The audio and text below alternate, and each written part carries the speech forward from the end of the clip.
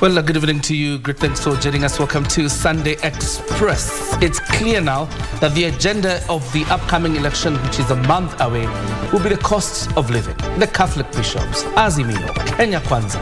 The agenda today has been the high cost of living. Unga is at 250 shillings. Indeed, I like how this is shifting. The focus is now not on personalities, but actually on the issues affecting Kenyans. We got an interesting bulletin lined up for you that will be taking you way down into the campaign trail. Plus, a great conversation we are focusing on tonight. A little bit later on, I'll be having a sit down with Rahab Muiu. She's the national chairperson of Maendeleo ya Wanawake organization, just taking stock of 70 years since the organization was established. What are the gains and also what are her insights into the journey of women and leadership? That conversation coming later on in the bulletin. The first things first, here are the highlights.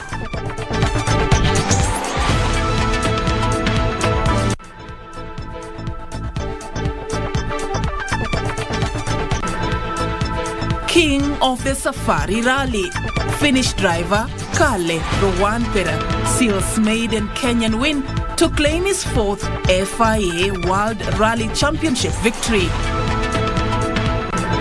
A weekend of campaigns as Azimio pitch tent in Wajir, Kenya Kwanza traverses Kilifi and Roots Party tours Kakamega County. The national government to move with speed to lower the prices of basic commodities like maize flour, maize and beans, cooking fat, kerosene, so that families can afford to meet their basic needs. Tame the high cost of living. Kenya Conference of Catholic Bishops tell the government. Find out how macadamia nuts are packaged for export.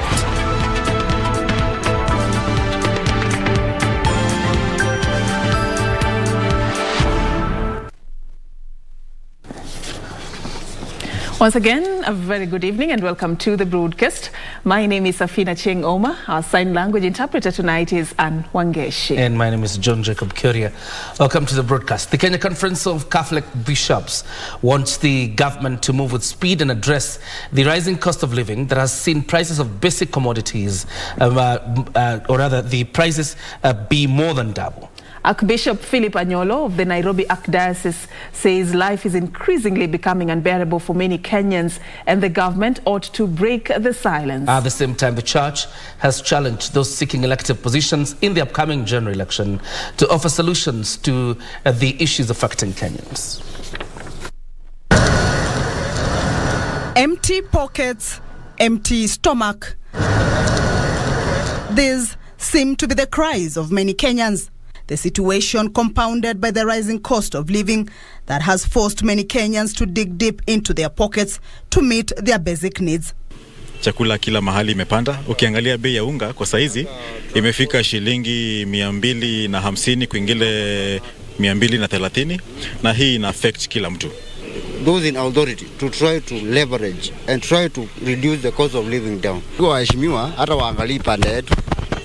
Sasa ni mtu unampeleka pale bunge, lakini mahali anaenda kukaa huko hawezi shughulika na maisha ya binadamu. The church adding its voice with the Catholic bishop saying the government should break its silence on the matter.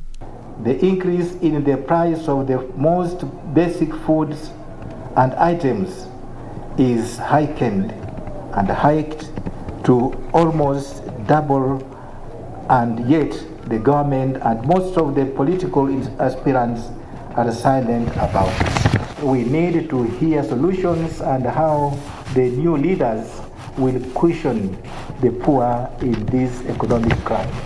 Archbishop Philip Anyolo of Nairobi Archdiocese, who read a statement by the Catholic bishops during a Sunday Mass, called for urgent interventions to lighten the burden on many Kenyans. We urge the national government to move with speed to lower the prices of basic commodities like maize flour, maize and beans, cooking fat, kerosene, so that families can afford to meet their basic needs. The clergy say politicians seeking elective posts have politicized the matter on the hiked price of basic commodities, giving empty promises instead of offering solutions. We are fed with this false and empty hope that never comes to be a reality. Kenyans need an urgent intervention from the county and the national governments now. The church has, however, called for peaceful elections, urging the electorate to be wise and elect leaders who will propel development. Kamche Menza for Sunday Express. From the say of church to what politicians are saying, and Deputy President William Ruto has said that if elected president, his government will do everything possible to revamp the economy and create more jobs to enable business, or rather enable business-friendly, make a business-friendly environment. The Kenya Kwanza captain and presidential flag bearer, who was in the region for the third day drumming up support for the bottom-up economic model, saying it is the only system which can ensure equity for all Kenyans. Ruto pledged to lower the cost of living if he succeeds President Uhuru Kenyatta. The Kenya Kwanza Brigade has pitched camp in the coast for the third day running to popularize its bottom-up economic model. Deputy President William Ruto, who is the Alliance presidential flag bearer, pledged to lower the cost of living if the Alliance takes over the next government. Ruto reassured the locals that he will reverse the current status quo the residents are grappling with. Ndugu zangu watu wa Kilifi, mwaka huu mkubali tuunde serikali ambayo tumekubaliana tutapunguza gharama ya mbolea kutoka shilingi 6,000 mpaka shilingi 2,500. Tupunguze gharama ya mbegu, tuondoe brokers, tuondoe cartels, ili chakula ifike sokoni ikiwa bei nafuu, kila Mkenya aweze kulisha familia yake, na tuondoe aibu ya njaa katika taifa letu la Kenya. Calls to reverse port operations from Nairobi and Naivasha to Mombasa, Lamu and Kwale counties dominated the campaigns. Sisi viongozi wenu tumeketi na Mheshimiwa Ruto na tumekubaliana shughuli zote za bandari kuanzia tarehe 10 mwezi wa 8 Mheshimiwa Ruto atahakikisha zimerudi hapa Mombasa. Sisi tumechora mpangilio na William Ruto. Vipi mimi, Aisha Jumwa, Achani na wengine katika pwani tutaweza kuwa na kitu inaitwa Economic Marshall Plan ya Coast Region.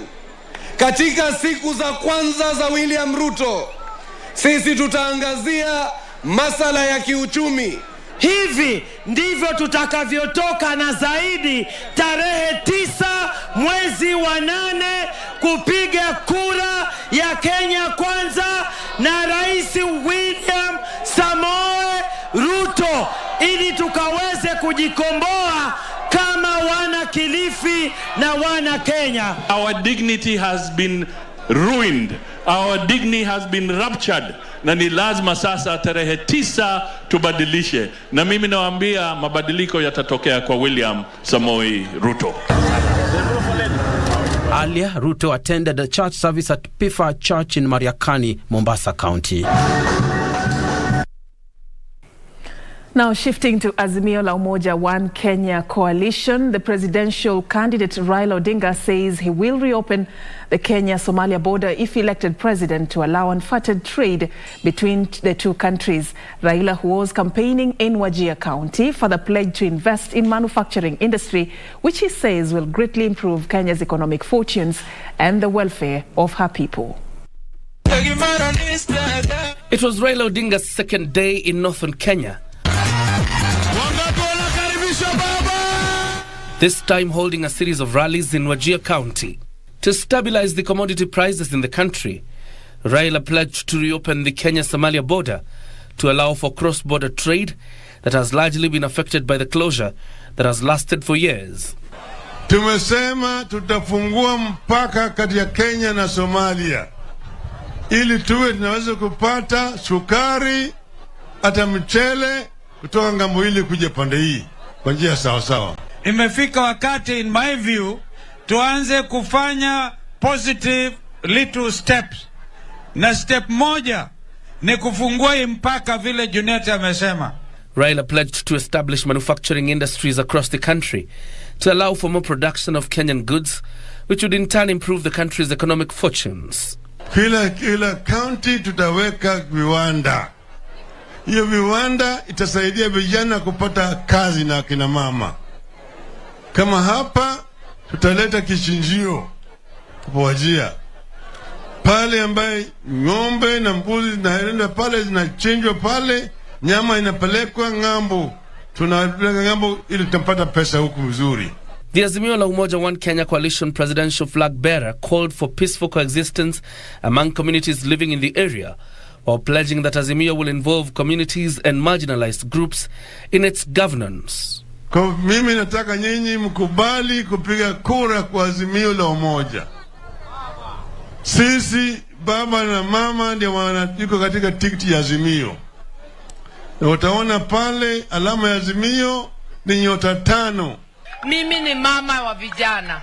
Tukiwa hapo na Raila Amolo Odinga, mimi kama mama yako nitakuwa namkumbusha kila siku mambo ya kuinua vijana wetu ndivyo wapate matumaini. Yule mtu ambaye atabadilisha maisha yenu, ambaye ataboresha elimu, atalete maji safi, atalete afya bora, sio yule mwingine, lakini ni baba Raila Amolo Odinga.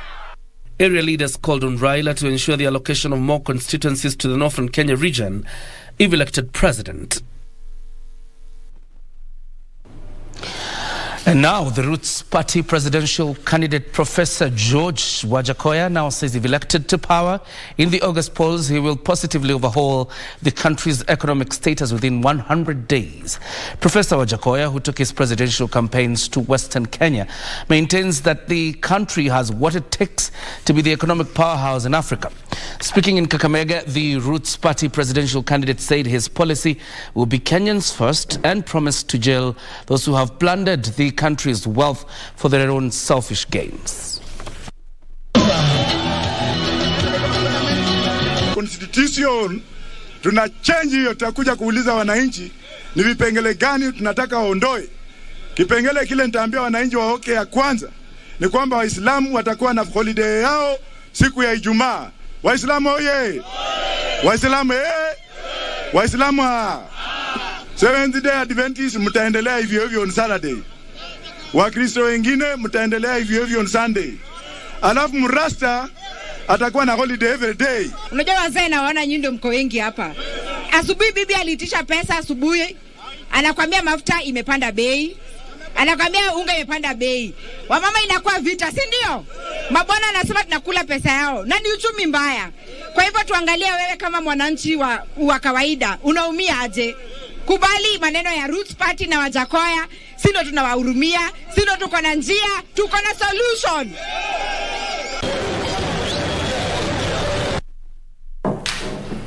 Away from politics, Kale Rwanpera charged to his fourth FIA World Rally Championship victory in 6 rounds at Safari Rally Kenya on Sunday as Toyota Gazoo racing team locked out the top 4 places.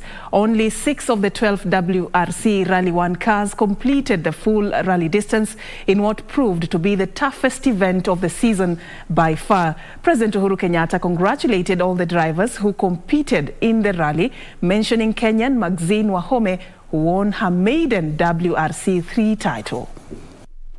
Many will see this. It is an event that is in our blood. But let me also remind you that it is not an event that is in our blood because of our history. But it is also an event that also impacts us economically and positions us globally. An event like this is not just about the drivers and their crews. It is also an event about every single person who is a participant.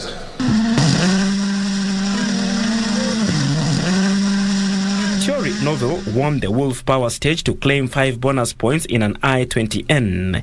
9-time world champion Sebastian Loeb scored 4 in second in a Ford Puma, with Ogier taking 3 in third.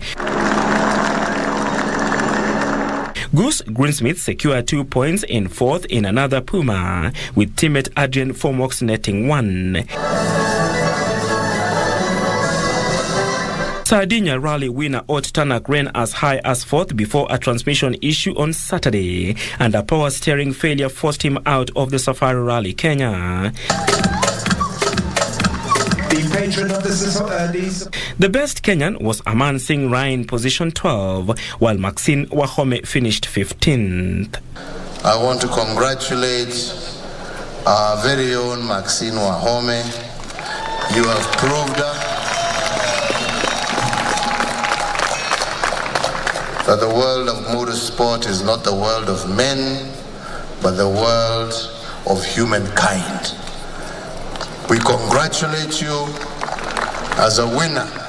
These extra feelings that I'm now carrying from this event is that Kenya is actually the best organizer for a safari rally at the stage of the WRC. What we have seen so far is a country that breathes, that lives this safari. Let me go straight to appreciate the WRC promoter and his team for allowing us to work seamlessly to deliver a world-class safari rally. This weekend has actually defined what the safari rally is. It is both the toughest rally in the world and it is the great Kenyan experience in Africa. Your Excellency, thank you for all the support you've given us over the years. Thank you for bringing the Safari Rally back. Amaje? Tunafurahi tele sana. Barclay Feather, Sunday Express. Some sad news here that is also shocking. Alcohol abuse is reported to have increased at an alarming rate among teenagers aged 15 to 17. According to the National Authority for Campaign Against Drug Abuse, NACADA, alcohol and miraa are the most abused drugs among teenagers in Kenya. NACADA has in the meantime announced a crackdown on illegal rehabilitation centers purporting to offer counseling services to drug addicts.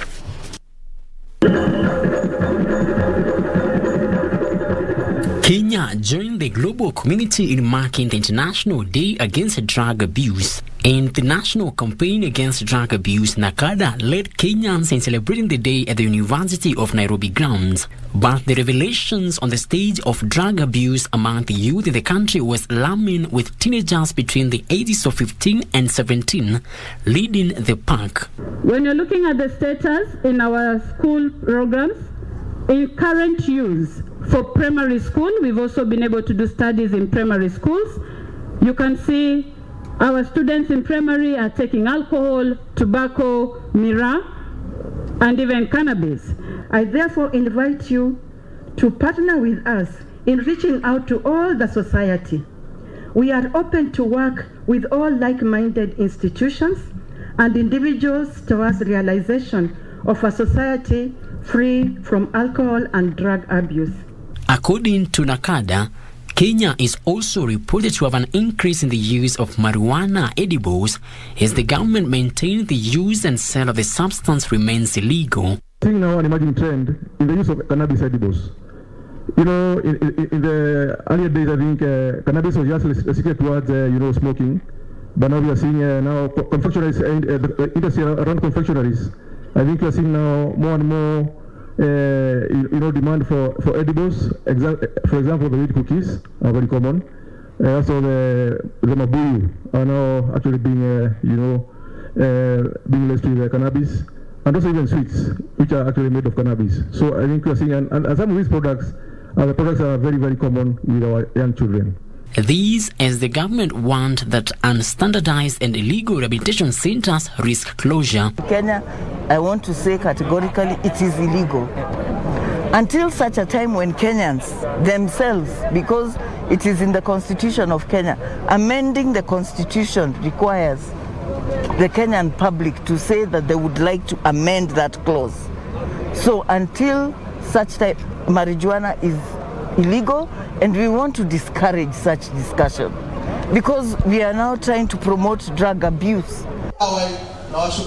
In Mombasa, Nakada Regional Manager John Karisa says at least 13,000 addicts are heroin drug users in Mombasa County, sounding an alarm that the vice was on the increase. It has really contributed to some of our children engaging into alcohol and drug abuse. Kwa sababu tumewaachia paka wanaanza kama sisi wazazi tunatakana tuwe na mwelekeo, tuonyeshe mwelekeo mzuri kwa watoto, hatuonyeshi. Tuko na wazazi ambao wanatumia vileo mbele ya watoto. Sasa wale wanaona kwa hivyo basi hata mimi wacha nijaribu kwa sababu hata mzazi wangu anatumia. Kali imechukua hatua kubwa sana. Imeweza kupeana NYS project yote kubadilishwa iwe rehabilitation. Hii ni mara ya kwanza Kenya mzima kuwa kutakuwa na model ambao ni ya kiserikali ambao inaongozwa na serikali. Frederick Muki for Sunday Express. Time for us to take our first breather on Sunday Express, but of course when we come back, a lot is lined up for you, of course, part of sports. But remember, later on, we'll also be having that interview with Miss Rahab Muiu, the national chairperson of the Maendeleo ya Wanawake organization, as we look at women and leadership, the gains, and what needs to be done going forward. That interview coming your way. Don't go too far. We take that break now.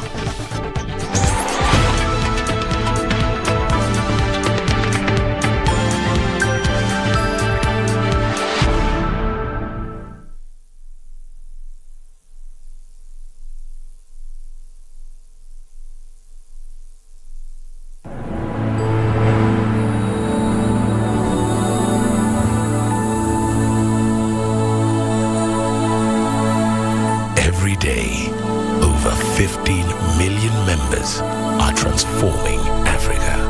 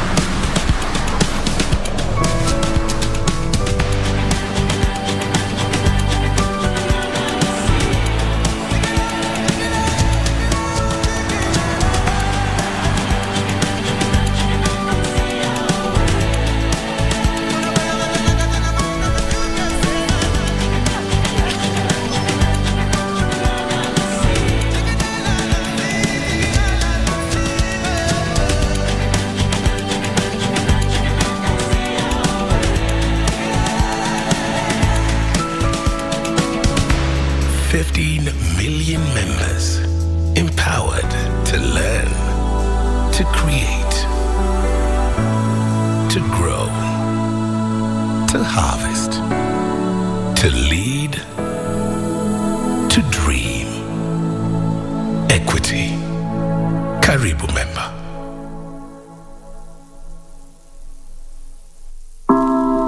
The Postal Corporation of Kenya Staff Pension Scheme and Staff Retirement Benefit Scheme will be holding its annual general meeting on 30th June 2022 at the Hilton Hotel Ballroom from 9:30 a.m. The event will be live on KBC Channel 1. Postal Corporation of Kenya Staff Pension Scheme. My pension, my comfort.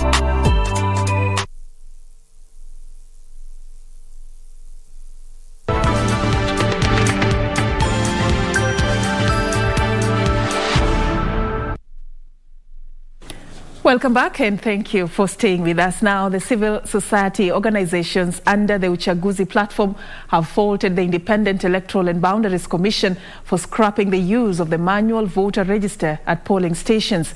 The organizations want IEBC to reconsider the decision and ensure all its systems work. They are also concerned over IEBC's clearance of some candidates with integrity issues and want the Elections Act of 2011 amended to include a vetting framework with a checklist for use by the electoral body in the future. With slightly over 40 days to the August 9th general election, civil society organizations under the banner of Uchaguzi platform have weighed in on the country's preparedness. The organizations want the Independent Electoral and Boundaries Commission to reconsider its decision to scrap the use of the manual voter register at polling stations. We further call upon the Commission in the next simulation exercise to ensure that all systems work so as to inspire confidence in the processes, particularly on the electronic transmission of results. The organizations are also concerned over voter education and want the government to facilitate IEBC to reach all Kenyans. For the remaining period before the elections, the resources required to be channeled to voter education through media and specifically radio stations due to their wide network and deep grassroots reach. Politicians are more active in the public spaces with their agenda than the streamlined voter education that is targeting the voter. These as they faulted IEBC for clearing individuals who are in breach of Chapter 6 of the Constitution on integrity. Out of the 214 individuals blacklisted by the Ethics and Anti-Corruption Commission as morally and ethically unfit to hold public office, IEBC barred only 6 candidates who had been convicted without appeals, those who had been impeached from office, those without the required academic qualifications. The civil society groups have also called for peaceful campaigns and urged members of the public to desist from propagating and sharing unverified information, especially on social media. Nancy Okware, Sunday Express. All right, now mainly grown for foreign exchange earnings and income generation by smallholder farmers, macadamia nut farming is mostly found in eastern and central parts of Kenya, such as Meru, Murang'a, Kiambu, Nyeri and Kirinyaga counties and some areas of the western region. This week on The Process, Jackie Wambiru helps us take a close look at macadamia nut processing.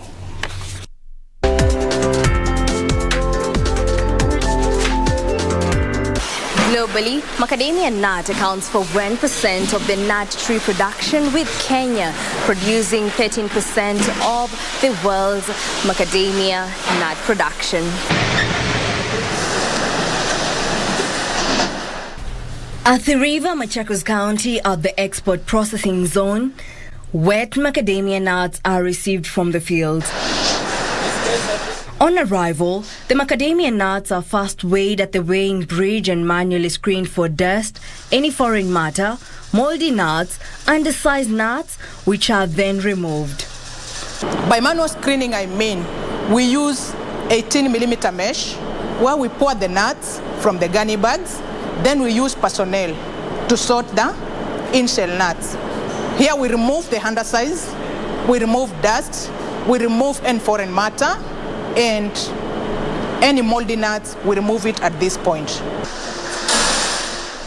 From the weighing bridge, the nuts are then transported to the factory where they are loaded into the dryer for cold blowing for 4 to 5 days using environmental air under temperatures of 35 to 40 degrees Celsius to achieve a target moisture of 10% or below. The nuts are then offloaded from the dryer for washing in chlorinated water.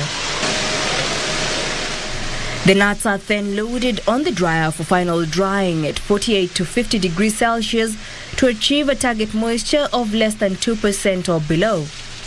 Not really hot but warm air blowing of 35 to 40 degrees. Here, our target moisture is 10%, whereby now we offload the nuts for washing.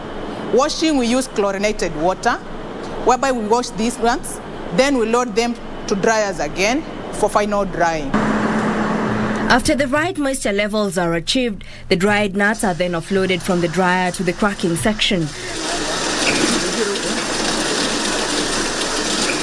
To why you can see them in plastic bags is because they have already attained a moisture where there is no more mold growth.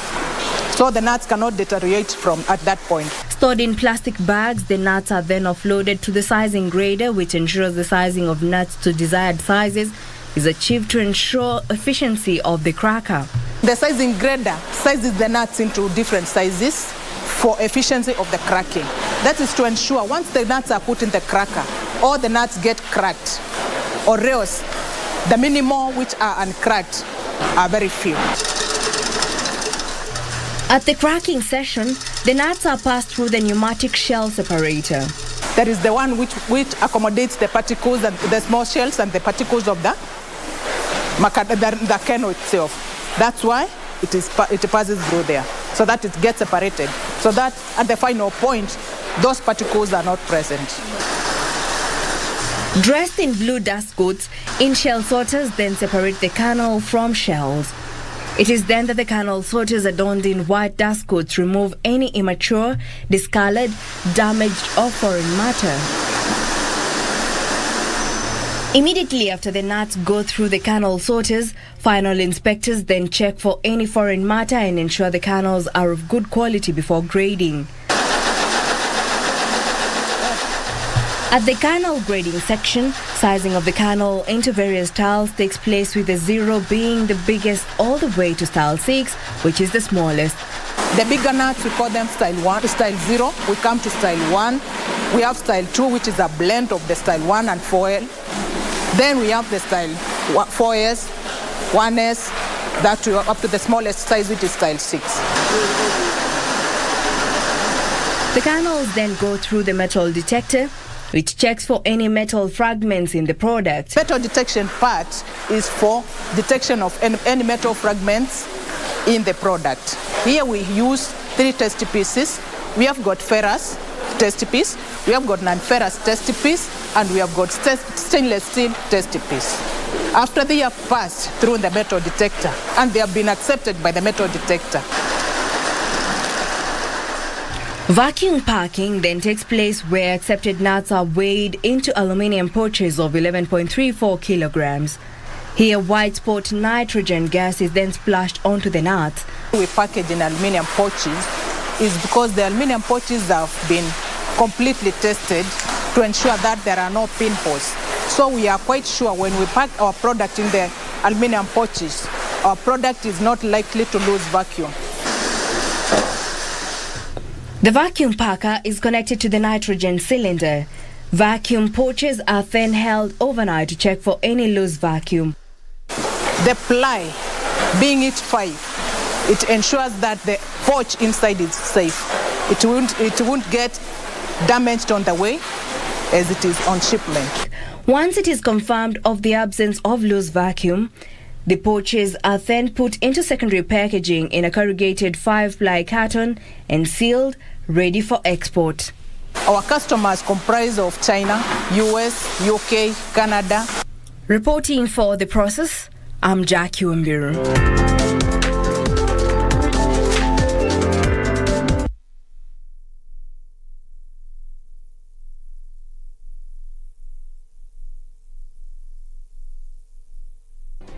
Do you have a news story to share with KBC? Get in touch swiftly on email news@kbc.co.ke or call 0723 892 654 or 0734 780 124. Our arts and entertainment industry has evolved over the years. It is at such times that our destinies are written. Will we rise up in courage or die in cowardice? Who are the movers and shakers in film and theatre? Get trendy as we review locally produced films and stage drama every Wednesday at 9 p.m. on Cinemas and Theatre. Brought to you by the Kenya Film Commission. Film Kenya, Capture Africa. I had the intuition. I knew that I shouldn't have left her alone with Adriano over in that event. No! Honestly, I'm not here because Cello let me know about your situation, but because Paulina's daughter has been born. What? I can't believe you're doing this to me, Jaime. Please, I beg you, we're just starting and you're the expert here. It's not actually because of you, but because of me. I never want to see him again. Are you serious?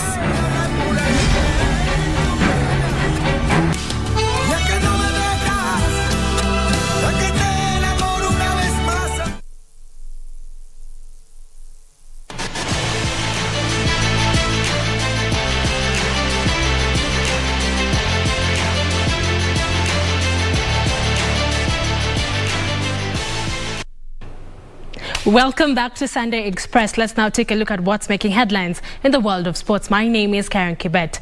Now, Kenya Defence Forces KDF men's volleyball team kept alive its hopes of playing in the playoffs after trouncing Vihiga County in 3 straight sets during the Kenya Volleyball Federation Men's National League match played on Sunday at the Nyayo National Stadium in Nairobi.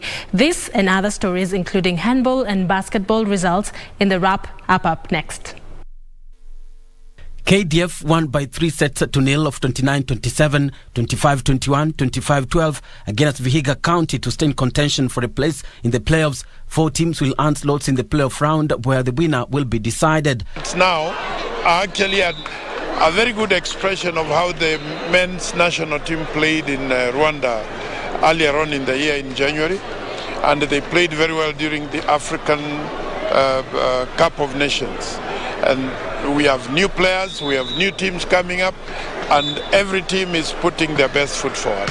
The standards have been very high, and it's a very good indicator for Kenyan volleyball, especially for the future of the national team, the Wafalme Stars. GSU are the defending champions, having not relinquished the championship since 2017.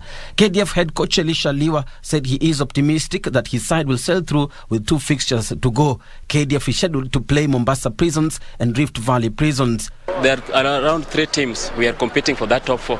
So the issue is, for me, I lost a game that I should have won against Trailblazers. So I'm now depending on Kenya Forest to beat Trailblazers so that I can be back to the top 4. But I must first of all win all the remaining 2 matches. Elsewhere, former champions Black Mamba recorded their 3rd straight win after beating JKUAT 34-12 in a men's handball league match played at Nyayo National Stadium. Morgan Juma and Martin Nguli top scored for Black Mamba with 6 goals apiece, while Lewis Maraga scored 4 goals for JKUAT. Our second match was against NCC. We won yesterday. Today we've played against JKUAT. We've also won. That shows that whatever we are doing at our practice place is making sense, and it's giving the boys encouragement each and every day. And we are planning this season, we are going to take the league.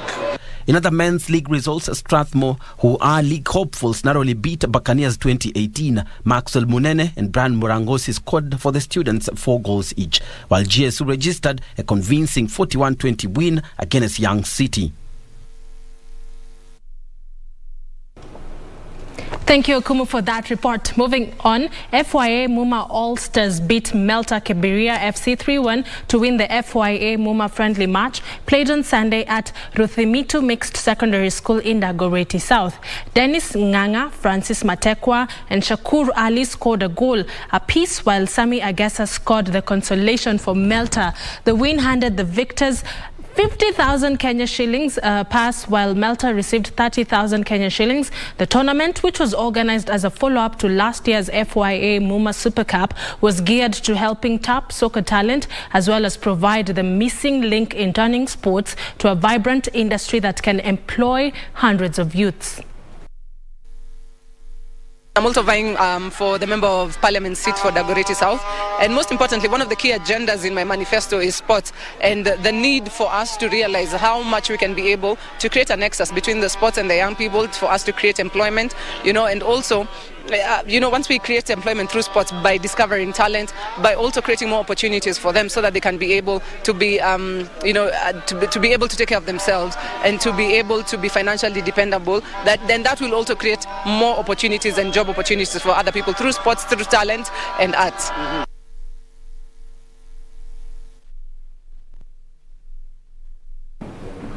Umoja Swimming Sharks is targeting to attract more swimmers in efforts to show up the numbers at the swim club established and run by the public at Umoja 1 Primary School in Nairobi. The club currently has a total of 50 swimmers who have competed in various championships in Nairobi and are eager to become successful in the pool.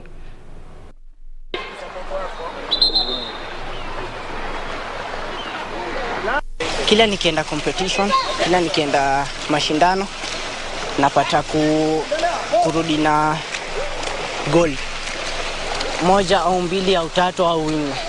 So hii imenipatia motisha. Nataka kufika juu, nikuwe ule mwenye niko special.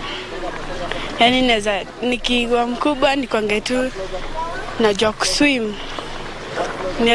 Nianze kufunza watu kuswim. Lakini tuko na opportunity hapa swimming.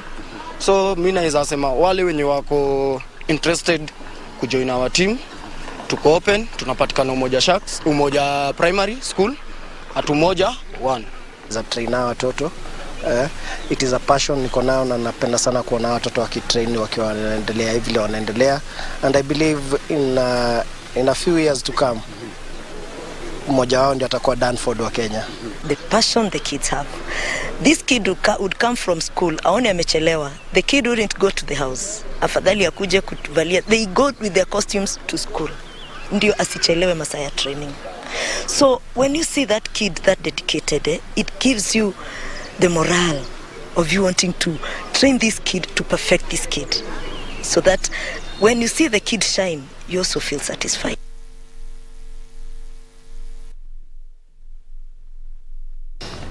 And finally, Cristiano Ronaldo is not for sale, and Manchester United expect him to remain at Old Trafford despite reports linking the Portuguese star with a sensational move to Chelsea. Ronaldo ended last season as the club's top scorer with 24 goals in 38 games.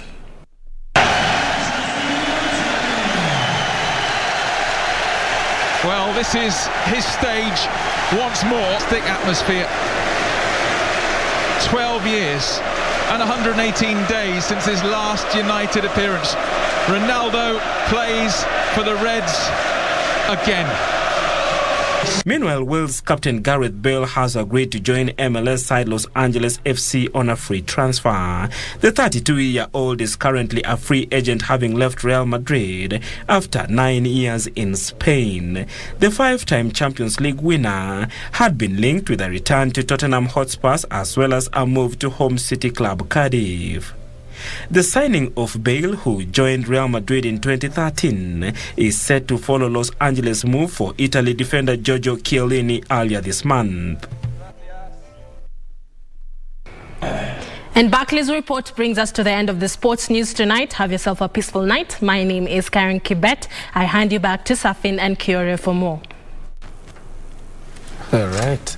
Time for us to put a cap, but not really put a cap because we have an interview upcoming tonight.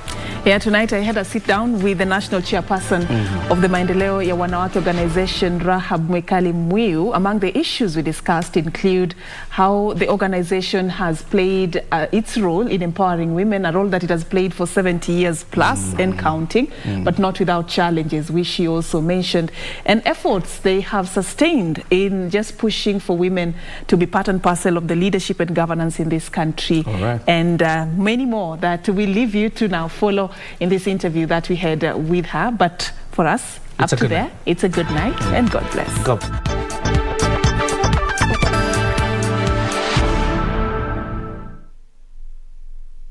Well, thank you so much for keeping it KBC Channel 1. And I'm just about to have a sit down with a great woman in this particular country, a true advocate of women's rights, who has championed so much that we have achieved as a country when it comes to the inclusion of women and just making sure that women have a voice and women have a space to within which they can maximize their potential. I'm talking about none other than Miss Rahab Muiu. She's the current national chairperson of the Maendeleo ya Wanawake organization, but it's a position that she has held after having played several pivotal roles, having served as the chairperson of the African Center for Empowerment, Gender and Advocacy. Rahab is also a renowned Kenyan entrepreneur and has been instrumental in empowering Kenyan women economically. She has experience in matters, policy advocacy, and also community mobilization and engagement. And I can go on and on about her rich profile, but she's with me here tonight just to shed some light on how that journey has been for her, and of course, the way forward for women inclusion in our country. Thank you for creating time for us tonight. Thank you. Yes, so you sit on a very powerful position as the national chairperson of Maendeleo ya Wanawake, which just marked its 70th anniversary. How does it feel, and what major milestones do you celebrate as an institution? The Kenyan women took Maendeleo seriously, and the journey of 70 years would have not happened without the leadership of the 12 of the chairs who have been there before me. There are times we suffered and maybe we were put under commissions. That was 1995 to about 1990. We lost 5 years. I credit where we sit today to the chair, who was Mrs. Jane Kiano, and our long-standing patron for about that 7 years. She was the chair when this building was happening. And I give a lot of respect as I give the other leaders. And as we look forward to now doing our second Maendeleo House within our 70 years in Mombasa as a gender-based violence center, we will be looking at this building, because if it wasn't there, if we didn't have these offices, we would have not continued to be who we are today. So we thank our predecessors. Maendeleo has worked on both socially, political, and economically. Pretty well we've done in the political pillar, because most of the leaders in this country, starting with our then founder, Mama Phoebe Asiye, who came in 1958, in her words, and that's what we were trying to do this particular time, when they went to see the founding father, they spoke about 50-50. One of the things they did, they went to Kapenguria as women. They carried wimbi for porridge. They carried mzee flowers. And he was so touched. They carried vegetables. And they argued for 50-50. So this started many years ago. What did we get out of that? We got Priscilla Bow to go to Lancaster. When the Constitution was being made, we got all the affirmative action seats. Most of the girls in Parliament are sisters. Many of them, whether it is by the Mogo, whether it is Charity Ngilo, Mother Kaloa, in our own words, is a daughter of a Maendeleo mother. Many, you can't mention the list. They all came from through Maendeleo systems. But I'd just like to look at that journey again of 70 years. Must have come with a lot of challenges. What would you cite as one of the most difficult moments you've had as an institution that maybe took you back on the progress you are making to achieve all that you have achieved? My time has been about 8 years by next month. Had a lot of challenge when I came in. Because when you come with a clear agenda, then there are the people sometimes you've come and with the people out there who want to kill that agenda. I'm sure today you know what my agenda was in this empowerment. And I had a lot of challenges. I was even taken to court. A case we just won this year. For 6 years we were in court. But this is part of it. When the Lord allows you to go through pain, there's something out there, and I think I'm enough of a Christian. I understand a bit of what faith is about. So perseverance is what also was going to help us. So Maendeleo is informed by the fact that even if we have had challenges, we've been very fortunate. There are many NGOs who do not sit in offices like this. We are very lucky. Somebody did the sacrifice, as I said. Somebody made sure these offices are running. So we are not paying rent. So when you sit in these very comfortable offices, as you can see, what do you give back to the society? So then you as the leader, you must ask yourself, what is this missing link? What do I need to do? Then that informed I must thank God that I traveled a lot also, and there are things I've seen out there in the world which I felt, having worked with grassroots women, this is probably the way we need to go. But this is with the board I have, this is with the membership I have, because we devolved Maendeleo from these offices. There was a season that Maendeleo ya Wanawake got attracted a lot of attention courtesy of the leadership wrangles that it was going through as an institution. Many even went to the extent of asking whether the institution is still alive, or is it dead? Is it even there? I mean, how did you deal with these challenges that you're facing? And is Maendeleo still as strong as the maendeleo ya wanawake that it was back then? I do not think 70 years is a small thing for maendeleo. Leaders come in with their own, with their own agendas, with their own visions. So sometimes, as I said, we went into a commission that was in the 80s. I think it depends on the leaders, and there was a time that you have to be very careful. Am I supporting? To be supported by donors, I must walk this path. To believe in the country and the government, and that is where maendeleo my time is. I didn't say that we haven't attracted a lot of donor support, but we've been very clear that this is a Kenyan women institution. We have a job to be done with our government.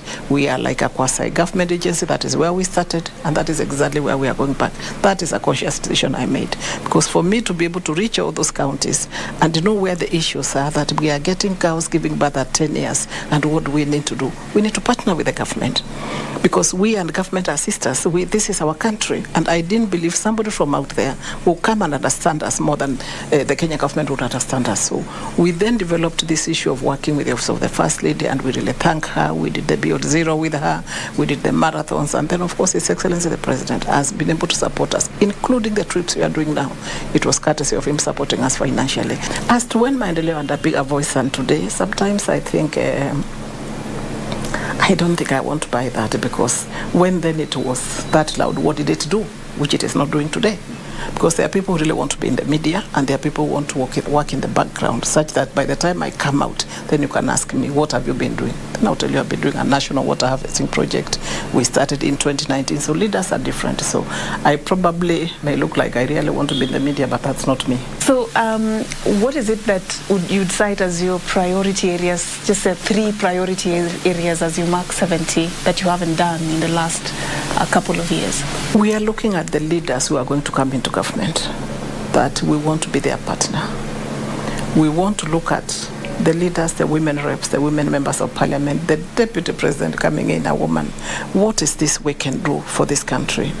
So the other thing is that the boy child is our child.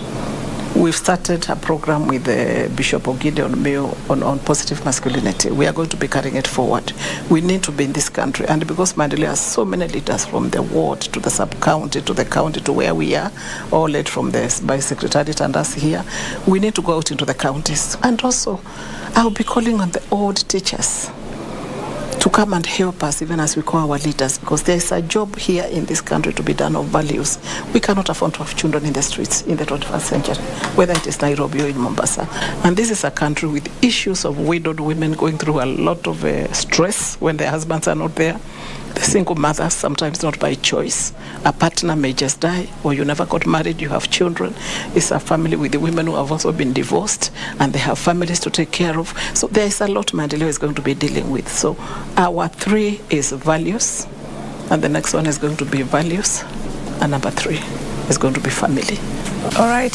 So I want us to talk about the gender agenda, and just describing what the promulgation of the 2010 Constitution did is what many have cited as a new dawn for women. I don't know what would be your sentiments about the 2/3 gender promise. What is it that it was seeking to fix? And looking at it many years down the line, are we there? I would want to say this. It will be good to actualize the 2/3. So we are looking forward. We saw how many women, I think about 97, have made it as MCAs. Majority of them will be calling on political parties to truly and sincerely be able to nominate women.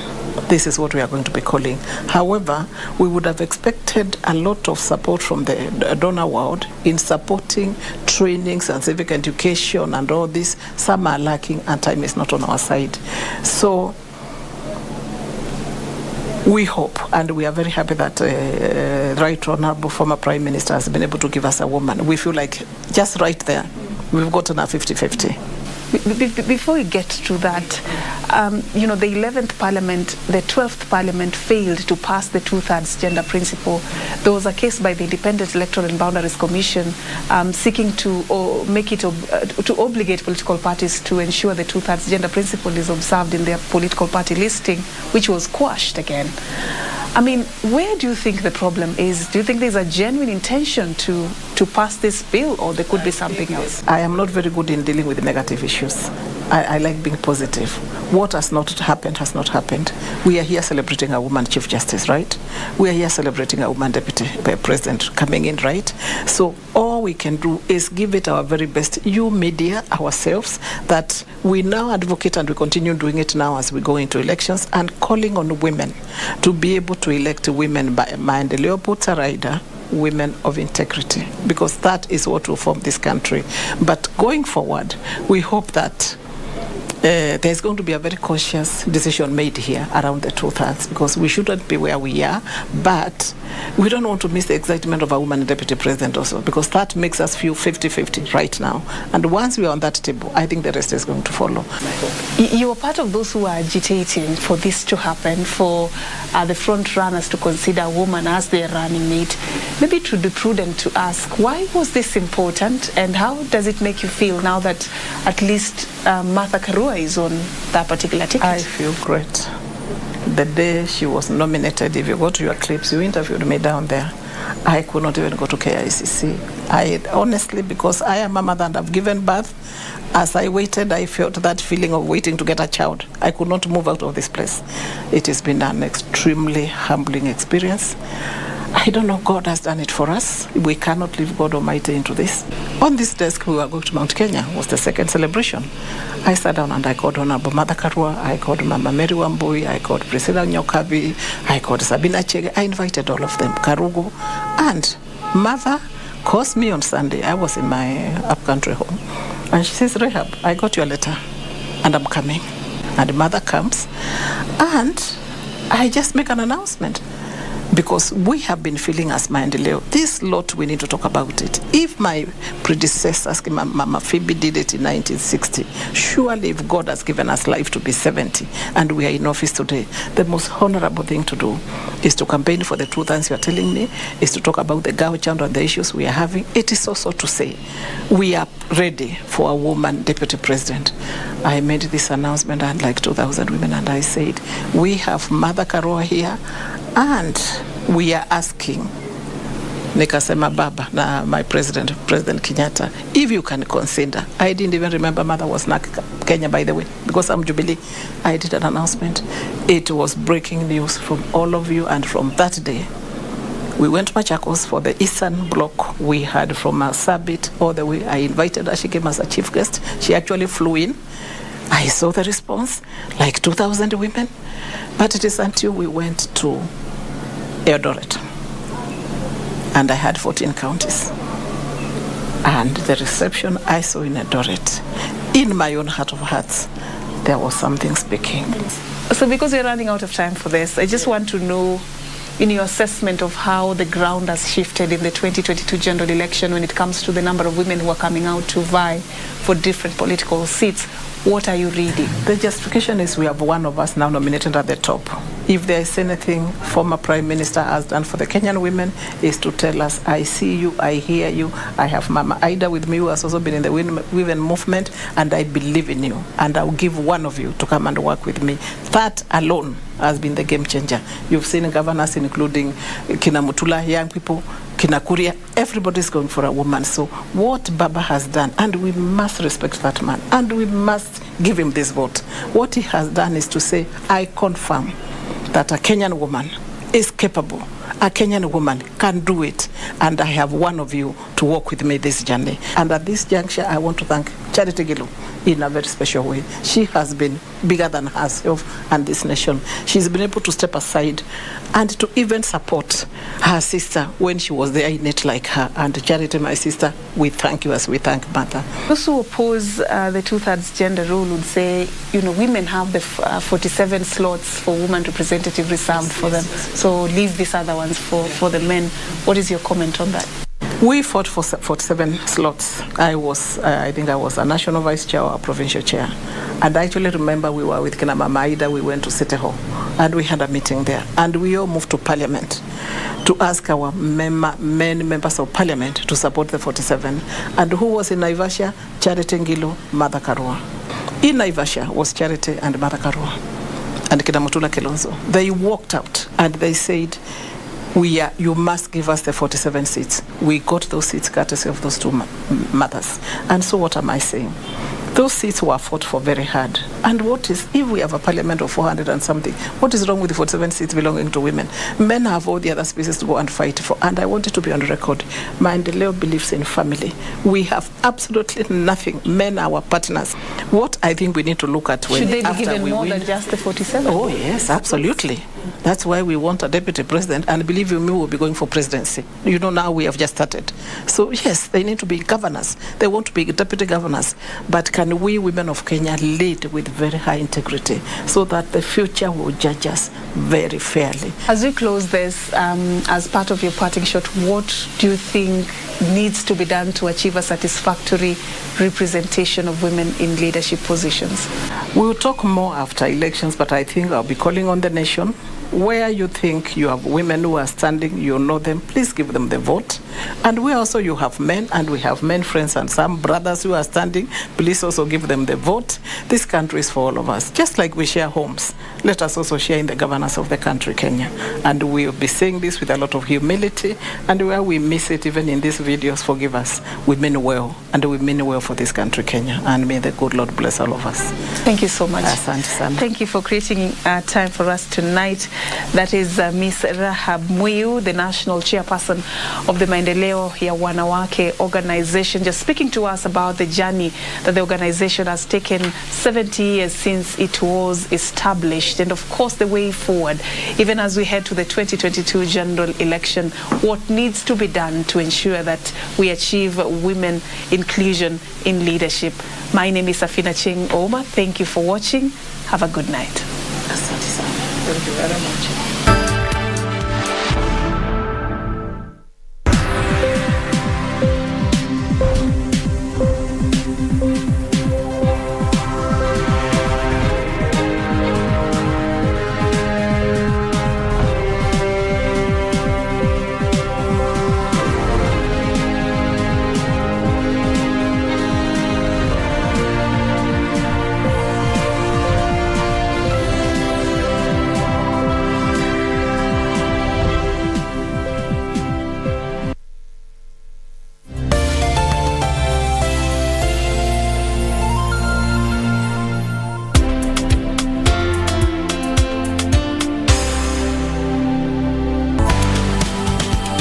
Every day, we empower our members to grow, to harvest, to deliver. And every day, they're transforming Africa. Equity, karibu member. Kupata kumpenda mtu kama skiza tune kwenye simu yako, bonyeza *811 *398#. Mapenzi si kumpenda mtu kwa kuwa amekamilika, kwani nawe pia una mapungufu yako. Kwa hivyo mapenzi ni kumpenda mtu na mapungufu yake. Kupata kumpenda mtu, bonyeza *811 *398#. *811 *398#. Wakati unapotunza upendo na utamaduni, ni halisi inakuwa tundo la maisha.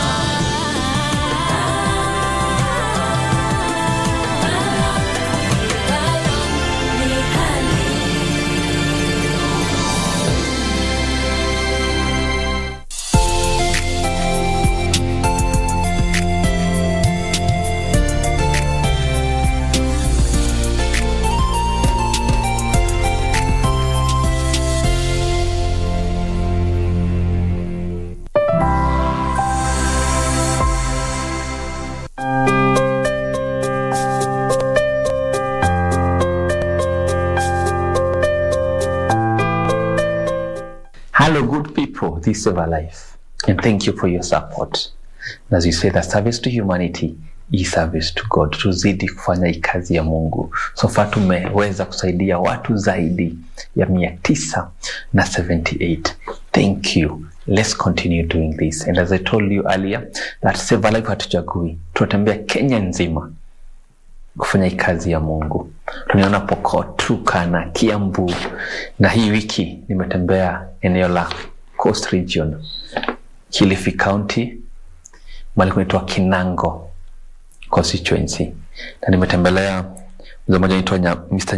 Nyamoawi Ngala Lewa, na amekuwa na msichana, amekuwa mgonjwa zaidi ya miezi 8, na mzee ananiambia imekuwa changamoto, na jukuzi niliwapata kama wamelala pale chini, but aliniambia mimi hata sijali kulala chini, mimi sijali kulala njaa, but kilonipea stress ni mtoto wangu, kuwa anapata uchungu sana usiku mchana, but hata hiyo pesa ya ile madawa ya kutoa uchungu, painkillers, siwezi pata.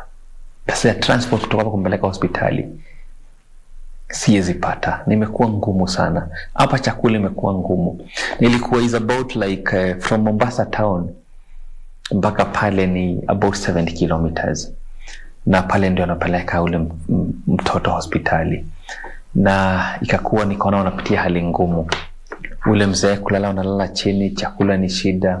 Na kama Save a Life tukasema tuamua tusimame na huyu mzee Nyamawi ili aweze kupeleka msichana wake hospitali. Tulisema tuangalie tribe, tuangalie religion. Na so hapa kuna Wakristo, kuna Waislamu, kuna Wahindi, kuna all types of tribes.